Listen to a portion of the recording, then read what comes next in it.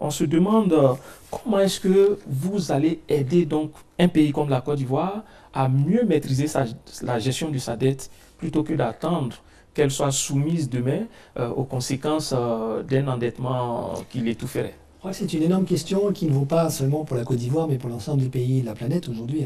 Ça ne vous a pas échappé que la question de la gestion de la dette publique se pose maintenant pour tout le monde. Je donne juste un tout petit exemple. La dette publique ivoirienne, c'est moins de 50% du PIB ivoirien, heureusement aujourd'hui.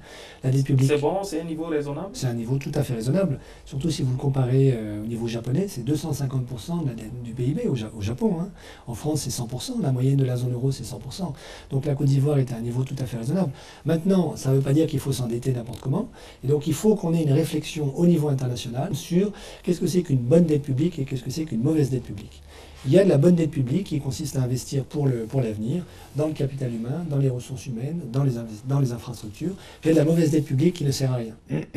Donc c'est ce discernement-là qu'il faut qu'on arrive à faire aujourd'hui, et en premier chef, évidemment, avec les autorités publiques ivoiriennes.